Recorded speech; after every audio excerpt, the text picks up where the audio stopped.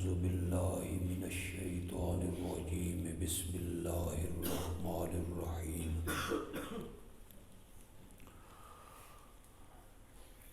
إن الله وملائكته يصلون على النبي يا أيها الذين آمنوا صلوا عليه وسلموا تسليما اللهم صل على سيدنا ومولانا محمد النبي الأمي وعلى آله وأصحابه وبارك وسلم ثم صل عليه.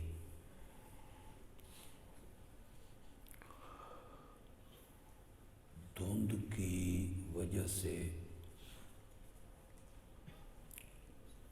کچھ تاخیر ہوئی. پہلے دھند میدانی علاقے میں پڑتی تھی ہمارے ہاں. ہم نے ایسی پھونک ماری کہ وہ اب پہاڑی علاقے میں پڑنے لگی. لاہور کا راستہ کھلا تھا لیکن اسلام آباد کا راستہ بند تھا. اللہ تعالی باران رحمت نازل فرمائے اور اس مشکل سے اللہ ہمیں نجات عطا فرمائے. اس کا آواز کم کریں یار، کیوں زیادہ کرتے ہیں؟ کم کریں آواز.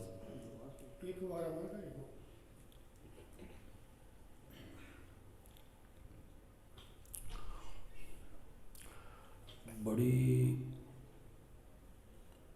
مسرت اور خوشی محسوس ہوئی کہ یہاں مولانا عبدالرؤوف قریشی صاحب کی زیر نگرانی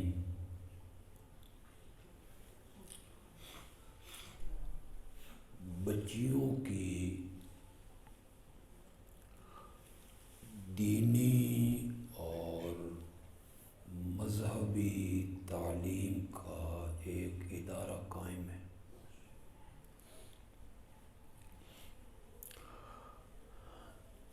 جس میں بچیوں کو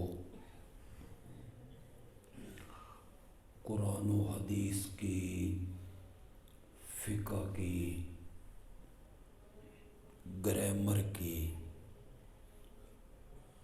تعلیم دی جاتی.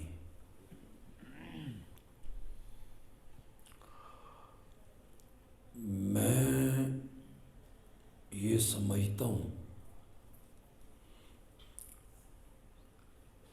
آپ بھی یقیناً میرے ساتھ اتفاق کریں گے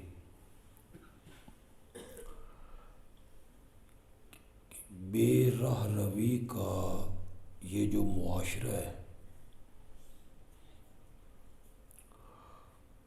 ذرائع ابلاغ بے حیائی پھیلانے میں پوری طرح مصروف ہے.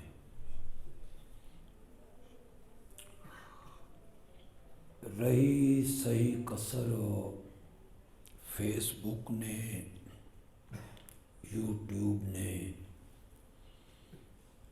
پوری کی، فحاشی عام ہوئی، بے حیائی معاشرے میں پھیلی.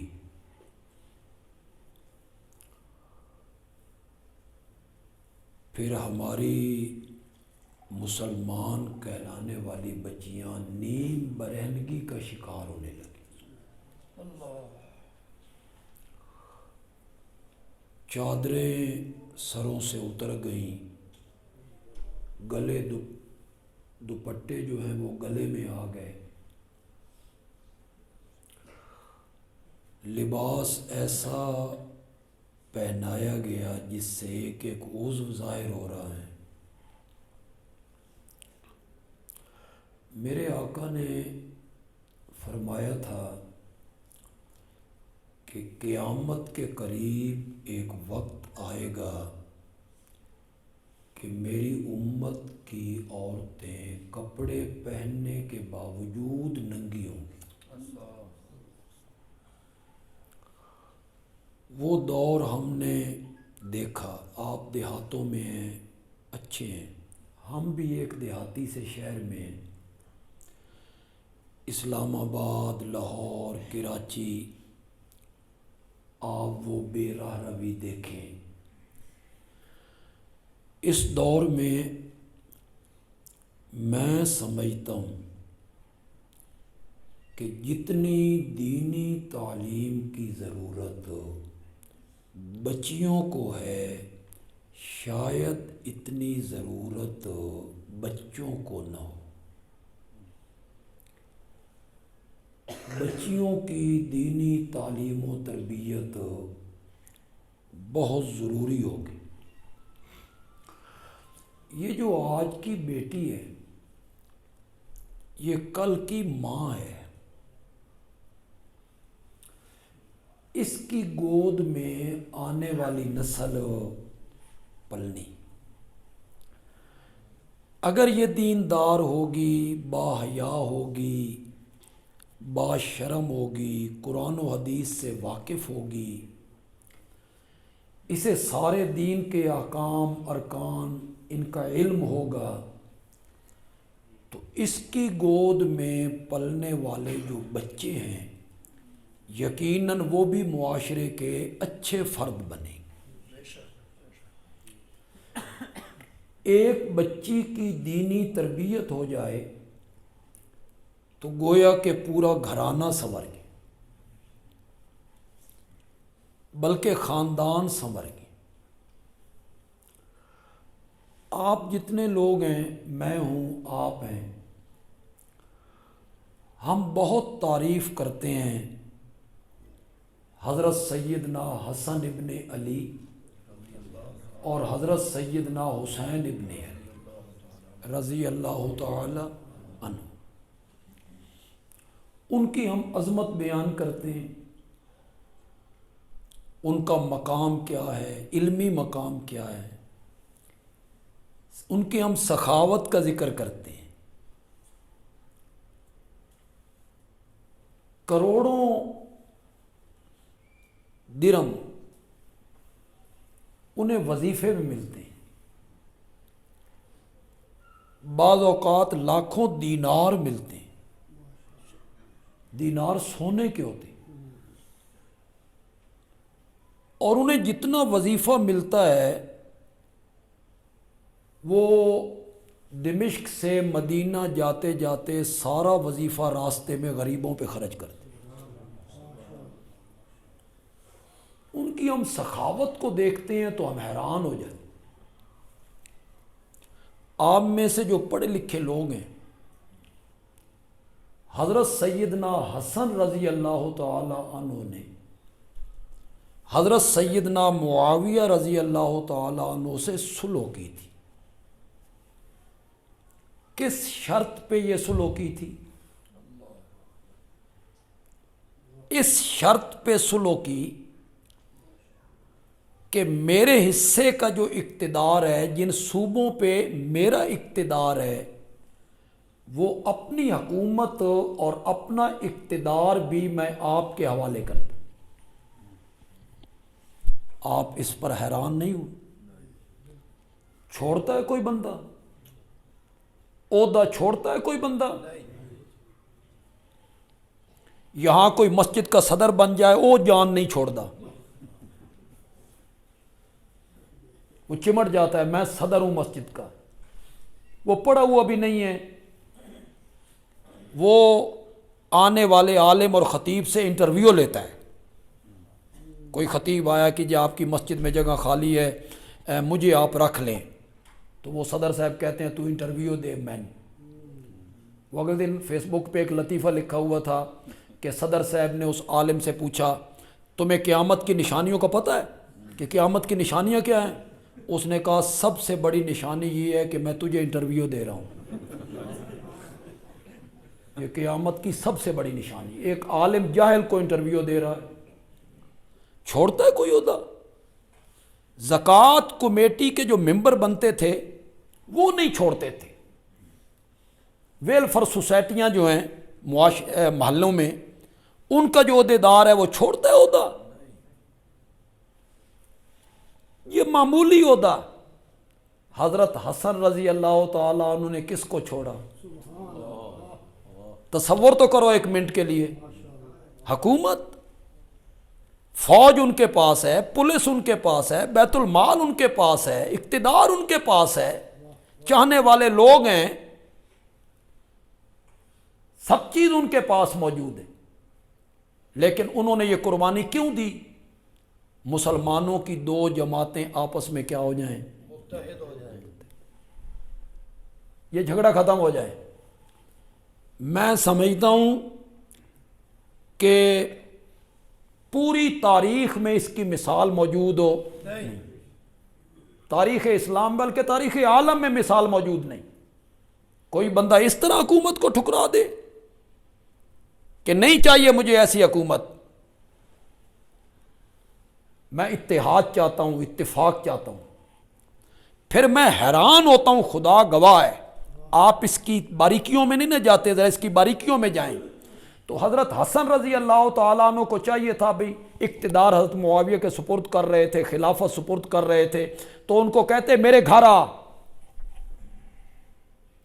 کوفے آ، یہاں میں آپ سے صلح کے لیے ہاتھ بڑھاؤں گا، بیعت کروں گا۔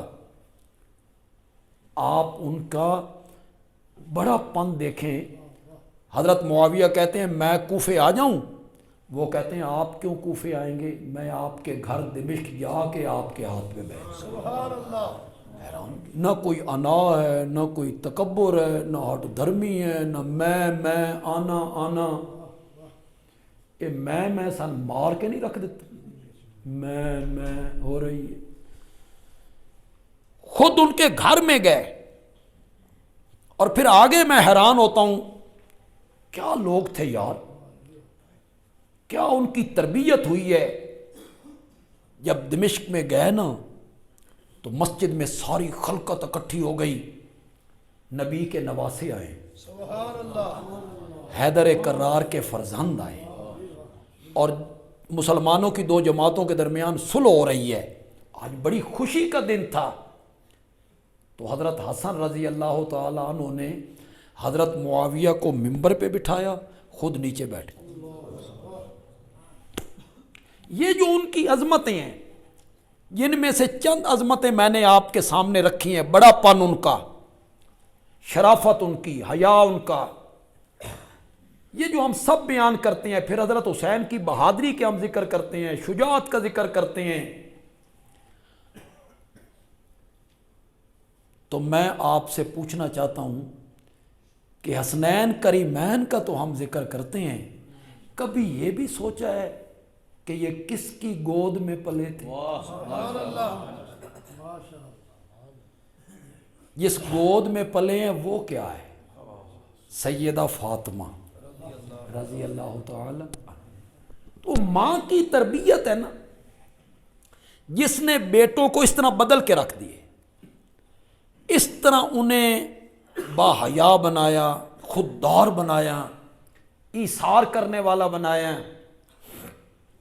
خود جو ماں ہے نا، یہ کوئی معمولی عورت ہے، معمولی خاتون ہے، یہ جب میرے نبی کے گھر میں تشریف لاتی ہیں تو میرے نبی اٹھ کر ان کا استقبال کرتے، سبحان اللہ، ان کے ماتھے کو بوسہ دیتے ہیں، انہیں اپنی اس چادر پہ بٹھاتے ہیں جس چادر کا تذکرہ رب نے قرآن میں کی، سبحان اللہ، عزت دیتے ہیں اپنی بیٹی کو۔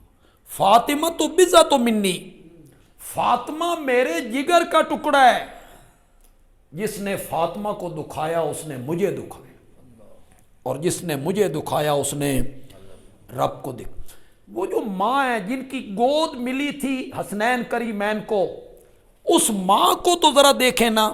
حضرت سیدنا علی رضی اللہ تعالیٰ عنہ کہتے ہیں کہ چکی خود پیستی رہتی ہو، مشکیزے میں پانی خود بھر کے لاتی ہو، گھر کی صفائیاں خود کرتی ہو، تیرے بابا کے پاس آج بڑی لونڈیاں اور غلام آئے ہیں، جاؤ تم بھی مطالبہ کرو بھی ایک لونڈی مجھے بھی دے دی جائے، چلو میرے گھر کا کام کاج کرے، آسانی پیدا ہو.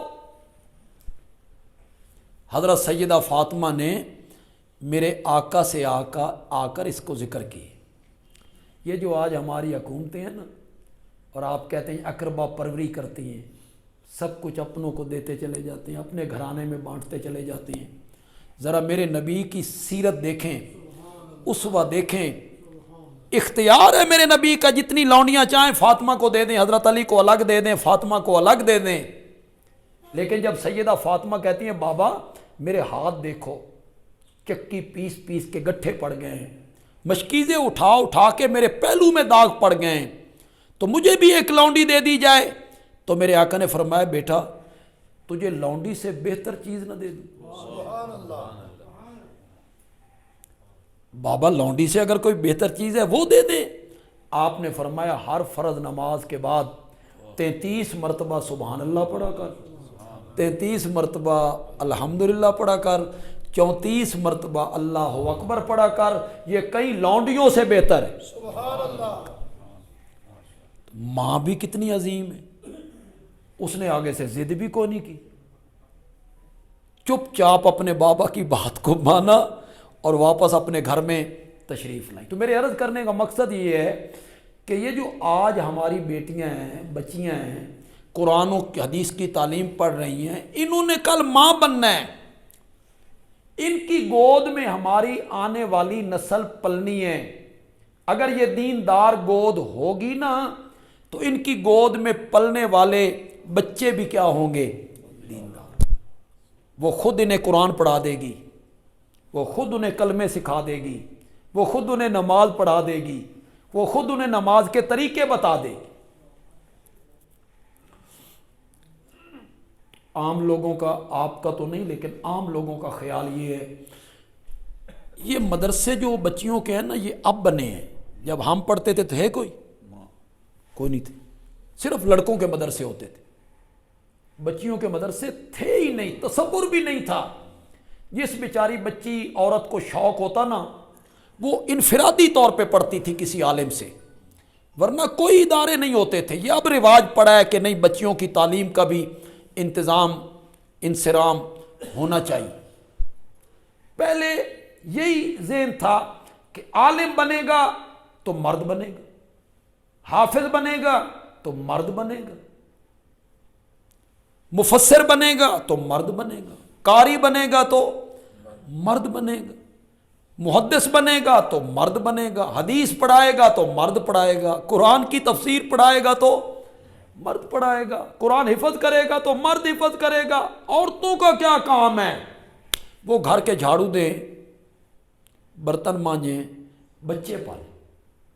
یہ ایک ذہن تھا لوگوں کا کہ وہ گھر کے کام کاج کریں، بچے پالنا، گھر کی صفائی کرنا، یہ ان کا کام ہے. نہیں، یہ ذہن ختم کیجیے. اگر ایک مرد عالم بن سکتا ہے تو ایک عورت بھی عالمہ بن سکتی ہے. کیوں نہیں بن سکتی؟ ایک مرد اگر حافظ بن سکتا ہے تو ایک عورت بھی حافظہ بن سکتی ہے. ایک مرد اگر قاری بن سکتا ہے تو ایک عورت بھی قاریہ بن سکتی ہے. ایک مرد اگر قرآن کا مفسر بن سکتا ہے تو ایک عورت بھی قرآن کی مفسرہ بن سکتی ہے. وہ قرآن کی تفسیر کر سکتی ہے، وہ حدیث پڑھا سکتی ہے. اس علمی میدان میں، اس میرے اشارے کو کتنے لوگ سمجھ پائیں گے؟ اس علمی میدان میں اگر عورت ترقی کرے، قرآن و حدیث کے علم کے پڑھنے پڑھانے میں اگر ایک عورت ترقی کے کرے تو وہ ترقی کی اس منزل پہ پہنچ جاتی ہے کہ فاروق اعظم جیسا انسان اس کے دروازے پہ کھڑے ہو کے مسئلے پوچھنے لگ جاتا ہے. وہ بھی تو ایک عورت ہی ہے. ام المومنین سیدہ عائشہ صدیقہ رضی اللہ تعالی عنہ 9 سال میرے نبی کی خدمت میں رہی. قرآن کا ایسا رنگ چڑھانا، جہاں صحابہ کی نظر نہیں پہنچتی وہاں میری ماں کی نظر پہنچتی۔ بڑے بڑے صحابہ، ان کی نظر ان آیتوں پہ نہیں پہنچی، ان باتوں پہ۔ حضرت ابو سعید خدری رضی اللہ تعالی، کتنے مشہور صحابی ہیں، کتنی حدیثوں کے راوی ہیں۔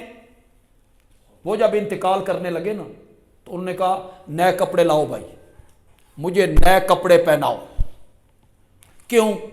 میں نے اپنے آقا سے سنا ہے بندہ جن کپڑوں میں مرے گا نا انہی میں اٹھایا جائے، تو میں چاہتا ہوں کہ میرے کپڑے قیامت کے دن اچھے ہوں، خوبصورت ہوں، نئے ہوں، میں ان کپڑوں میں اٹھوں۔ یہ حضرت ابو سعید خدری نے کپڑے منگوائے۔ کسی نے ام المومنین سیدہ عائشہ صدیقہ کو جا کے بتایا کہ ابو سعید خدری نے یہ کام کیا ہے، تو وہ فرمانے لگیں اللہ ابو سعید خدری پہ رحم کرے، ان کو یہ پتہ نہیں ہے کہ قیامت کے دن تو سب ننگے اٹھیں گے، وہاں تو کپڑے نہیں ہوں گے۔ تو ماں جی وہ تو نبی پاک کا فرمان سناتے ہیں۔ تو میری ماں نے کہا سناتے ہیں، انہوں نے سمجھا نہیں ہے، کپڑوں سے مراد تھے اعمال۔ کپڑوں سے مراد کیا تھے؟ اعمال۔ جو عمل کرتے ہوئے بندہ مرے گا نا اسی عمل کے ساتھ قیامت کے دن اٹھایا جائے۔ اچھے عمل کرتا ہے تو اچھے اعمال کے ساتھ اٹھ کھڑا ہوگا، برے عمل کرتا ہے تو برے عمل سے اٹھ کھڑا۔ تو جہاں نظر نہیں پہنچتی تھی بعض صحابہ کی قرآن کی آیتوں پر، میرے نبی کے فرامین پر، وہاں سیدہ عائشہ کی نظر پہنچ۔ میں اس پر کتنی مثالیں پیش کرتا چلوں، ان کی دانائی، عورتوں کی حکمت، ان کی سمجھ، ان کا فہم۔ صلح حدیبیہ ہوئی نا تو مشرکین نے کہا ہم تمہیں بیت اللہ نہیں آنے دیتے، عمرہ اس سال نہیں کرنا، واپس پلٹ جاؤ، اگلے سال آنا ہے، 3 دن رہنا ہے۔ پھر جو معاہدہ ہوا نا اس میں کچھ شرطیں ایسی تھیں جس سے صحابہ کو تھوڑا سا غم لائق ہوا، برابری دی سطح تے صلح نہیں ہوئی۔ مثلا ہمارا کوئی بندہ مدینے جائے گا نا تو واپس کرو گے، اور تمہارا کوئی بندہ مکے آئے گا نا تو ہم واپس نہیں کریں گے۔ بالکل ہی عجیب شرط ہے۔ صحابہ پریشان ہیں، بے دب کے صلح کیوں؟ ہمارے پاس قوت نہیں ہے، طاقت نہیں ہے، دب کے صلح کیوں کرنی ہے؟ کچھ صحابہ نے جب نبی پاک سے اس کا ذکر کیا تو میرے آقا نے بڑا مختصر سا جواب دیا، میں اللہ کا رسول ہوں، اس کے حکم کے سوا کچھ نہیں کر سکتا۔ آپ نے سمجھایا کہ میں جو کچھ کر رہا ہوں کس کے حکم سے کر رہا ہوں۔ پھر اس کا فائدہ کیا ہوا؟ فائدہ اس کا یہ ہوا کہ جنگ بندی ہو گئی، صلح جو ہو گئی، جنگ بندی ہو گئی، تو میرے نبی کو اپنا پیغام پہنچانے میں آسانی ہوگی۔ آپ نے مختلف بادشاہوں کو خط لکھے، پھر صلح ہو گئی تو مکے کے لوگ نا شام جاتے ہوئے مدینے جاتے، وہاں مسلمانوں کے حالات دیکھتے۔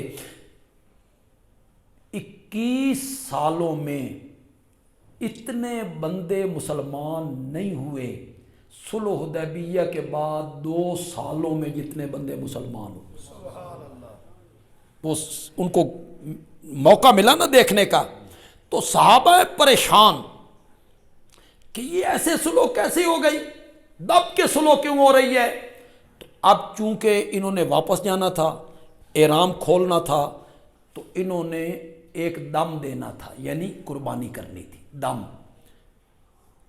تو آپ نے فرمایا قربانیاں کرو، اس سال عمرہ نہیں ہوگا، قربانیاں کرو اور واپس چلے جاؤ۔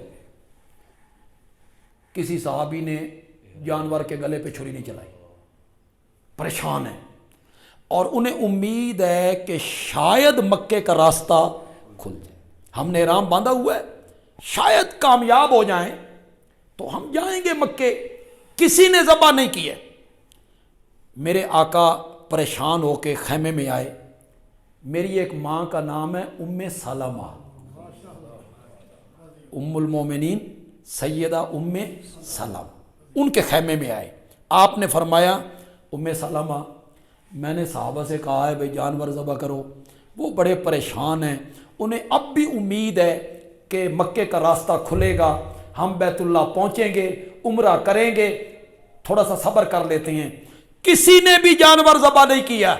تو ام سلمہ کہتی ہیں یا رسول اللہ طریقہ میں دس دی ہوں, سبحان اللہ, میں بتاتی ہوں کہ کیا. انہیں کہا آپ ایک اونچی جگہ پہ چلے جائیں, آپ اپنے جانور کو لٹا کے ذبح کریں, انہیں کچھ نہ کہیں, آپ ذبح کر لیں. میرے آقا نے یوں ہی جانور ذبح کیا. اب صحابہ کو یقین ہو گیا کہ اب مکے جانا ممکن نہیں ہے. دھڑا دھڑ سب صحابہ نے جانور ذبح کر لیا. وہ بھی تو ایک عورت ہی ہے جو میرے نبی کی رہنمائی کر رہی, مشورہ دے رہی ہے, میرے نبی اس کے مشورے کو قبول کر رہے. تو خاتون اگر علمی اور دینی خاتون اچھی ہو, اس کی تربیت اچھی ہو. آپ مجھے بتائیں میرے نبی پر جب پہلی وحی اتری تھی جبریل نے دبایا تھا, آپ کہتے ہیں میں نے سمجھا میری یہ پسلی ادھر کی ادھر آ جائے گی, تو آپ نے اپنی اہلیہ سے کہا زمبلونی دسرونی, مجھے کمبل اڑاؤ, مجھے سردی لگی ہے, کہیں میری موت واقعہ نہ ہو جائے. اس وقت میرے نبی کو جس نے تسلی دی تھی وہ کون ہے؟ حضرت خدیجہ. ایک عورت تسلی دے رہی ہے وہ عورت, لیکن اس نے تسلی دی میرے نبی کو. تو میں عرض یہ کرنا چاہتا ہوں کہ اگر عورت علمی میدان میں اس کی اصلاح ہو جائے, دینی ماحول میں اس کی تربیت ہو, اسے دین کی سمجھ آ جائے, قرآن کی سمجھ آ جائے, تو وہ بعض اوقات مردوں کی بھی کیا کرنے لگتی ہے؟ رہنمائی کرنے لگتی. بس آخر میں نے چونکہ ٹیکسلا پہنچنا ہے اور وہ میرے انتظار میں ہوں گے. ایک غزوے میں میرے آقا کے پاس کھانے کے لیے کچھ بھی نہیں تھا, پیٹ پہ پتھر باندھنے پڑے. ایک صحابی ہیں حضرت جابر رضی اللہ تعالی, ان سے یہ برداشت نہ ہو سکا. وہ جلدی گھر گیا, انہوں نے اپنی بیوی سے کہا بھئی نبی پاک کو بہت بھوک لگی ہے, گھر میں کچھ ہے؟ اس نے کہا یہ بکری کا بچہ ہے, اسے ذبح کرو, میں اس کی ہنڈیاں پکاتی ہوں, کچھ آٹا ہمارے پاس ہے, میں روٹیاں پکا دیتی ہوں, اور 7-8 بندوں کا کھانا ہے, آپ جا کے نبی پاک کو لے آئے. حضرت جابر گیا, انہوں نے کہا یا رسول اللہ 6-7 آدمیوں کا میں نے انتظام کیا ہے, آپ ہمارے گھر میں تشریف لائیں. نبی پاک نے منادی سے کہا اعلان کرو آج سب کا کھانا جابر کے گھر ہے. اب جابر کے پاؤں تلے سے زمین نکل گئی, کھانا ہے 7-8-10 بندوں کا اور انہوں نے تو اعلان کر دیا ہے. وہ بھاگے آئے اور اپنی اہلیہ سے کہنے لگے کرما لیے خیر نہیں. کہ کیا ہوا؟ کھانا ہے 8-10 بندوں کا اور آ رہے ہیں سینکڑوں بندے. اب حضرت جابر گھبرا رہے ہیں, یہ مرد ہے, پریشان ہو رہے ہیں, اہلیہ سے ذکر کرتے ہیں. تو اہلیہ تسلی دیتی ہوئے کہتی ہے یہ سارے دی دعوت تو کر کے آئے, یہ جتنے بندے آ رہے ہیں ان کی دعوت تم نے کی ہے؟ اس نے کہا میں نے کہاں کی ہے, میں نے تو 8-10 بندوں کی ہے, آگے سے آپ نے اعلان کر دیا ہے. تو وہ کہتی ہے 8-10 کا انتظام تو کر, باقیوں کا محمد جانے. جب تو نے ان کی دعوت ہی نہیں کی, انہوں نے خود اعلان کیا ہے, تو اب مرد یہاں گھبرا رہا ہے, پریشان ہو رہا ہے, اور اس کی بیوی اس کو کیا دے رہی ہے؟ تسلی دے رہی ہے. تو خواتین اگر علمی میدان میں آگے بڑھیں, قرآن کا علم حاصل کریں, حدیث کا علم حاصل کریں, تو وہ اتنی آگے بڑھ سکتی ہیں کہ وہ مردوں کو بھی کیا دیتی ہیں.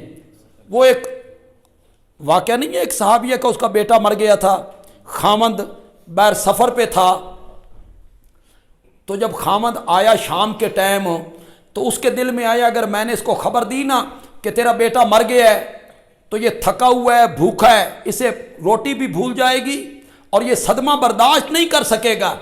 اس نے بچے کو اندر لٹایا, دروازے پہ آئی, شوہر نے پہلا سوال کیا بیٹے کا کیا حال ہے؟ وہ بیمار چھوڑ کے گیا تھا. کہتی ہے اب تو وہ بالکل خیریت سے، اب تو اسے مکمل آرام ہے. میں نے بیان کر دیا، آپ نے سن لی. سچی سچی بات کرو، یہ جملہ شوہر کو کہتے ہوئے جس کا بیٹا فوت شدہ اندر پڑا تھا، فوت شدہ بچہ اندر ہے، وہ خود لٹا کے آئی ہے، اس نے جب یہ جملہ اپنے شوہر کو کہا اب تو اس کو بالکل آرام ہے، نہ اس کی آواز کپ کپ آئی، نہ آنکھوں میں آنسو آئے. کیسے اس نے خبر دی ہو؟ تمہیں تجربہ ہے کبھی کسی عزیز کی فوتگی کی خبر دینی ہو؟ مثلا اللہ زندگیاں کرے سب کی، مثلا بھائی ہے، بیٹا ہے، بیٹی ہے، ہسپتال میں ہے، وہ فوت ہو گئے. آپ نے گھر اطلاع دی کہ بھائی تو فوت ہو گئے. کیسے دیتے ہیں؟ بولو نا. آسان ہے؟ آسان ہوتا ہے اس وقت آواز پہ قابو پانا، آنسو پہ قابو پانا آسان ہے. جب بندے پیچھے اپنے باپ کو اطلاع دینی ہے کہ بھائی تو فوت ہو گیا ہے، بہن تو فوت ہو گئی، آسان ہے. حوصلے بڑے بڑے لوگوں کے وہاں ختم ہو جاتے ہیں. میں حیران ہوتا ہوں اس عورت نے کتنی جرت کے ساتھ یہ جملے کہے. اب تو اس کو بالکل آرام. آپ بیٹھیں کھانا کھائیں. کھانا جب رکھا تو کہتے ہیں ایک مسئلہ دسو کہ بتاؤ کہ اگر کوئی ہمارے پاس امانت رکھ کے جائے، اب اپنے خامند کو تسلی بھی دے رہی، اگر کوئی بندہ ہمارے پاس امانت رکھ کے جائے اور پھر وہ اپنی امانت واپس لینے آ جائے تو امانت واپس کرنی چاہیے. اس نے کہا کیسے مسئلے پوچھ رہی ہو؟ جس نے امانت رکھوائی ہے وہ آ گیا تو واپس تو کرنی ہے. امانت والی چیز سے پیار ہو جائے پھر بھی واپس کر دو. اس نے کہا پیار ہو جائے، امانت ہے جس کی ہے وہ لینے کے لیے آ گیا تو واپس کرو. واپس کرنے پہ دل نہ کرتا ہو پھر بھی واپس کر دیں. اس نے کہا اس میں کیا ہے کہ واپس کرنے پہ دل کرتا ہے یا نہیں کرتا، جس کی امانت ہے اسے واپس کرے. تو کہنے لگی وہ جو ہمارا بیٹا تھا نا، وہ رب نے ہمارے پاس امانت رکھا ہوا تھا، آج رب وہ امانت واپس لے کے چلا گیا. ہے کوئی مثال خواتین میں ایسی؟ ہمارے دکھوں میں، فوتگیوں میں ہماری مائیں بہنیں اپنا کیا حشر کرتی، کتنی بے صبری کا مظاہرہ کرتی، کتنا ماتم کرتی، بال کھولتی ہیں، سینہ کوبی کرتی ہیں، ٹکرے مارتی ہیں. مرد انہیں تسلی دے رہے ہوتے ہیں اور وہاں تو معاملہ ہی الٹ تھا. وہاں تسلی عورت دے رہی تھی، اپنے شوہر کو تسلی دے رہی تھی. تو اللہ اس مدرسے کو ہمیشہ آباد رکھے. جو بچیاں یہاں پڑھ رہی ہیں اللہ انہیں دین کا عامل بھی بنائے، عالم بھی بنائے اور عمل کرنے والا بھی بنائے. مولانا عبدالرؤف قریشی صاحب بیمار ہیں، آپ اللہ والے لوگ آپ میں موجود ہوں گے، ان کے لیے دعا بھی کریں گے. اللہ انہیں صحت کاملہ عاجلہ عطا فرمائے. پہلے جب اللہ نے ہمیں پیدا کیا تو ہم نے کان، ناک، آنکھ، ہاتھ، پاؤں کچھ بھی نہیں مانگا تھا. سب چیز اللہ نے بن مانگے دے دی تھی، دل بھی، دماغ بھی، شعور بھی. اب تو ہم مانگ بھی رہے ہیں کہ یا اللہ انہیں صحت کاملہ عاجلہ عطا فرما دے. وما علینا الا البلاغ المبین.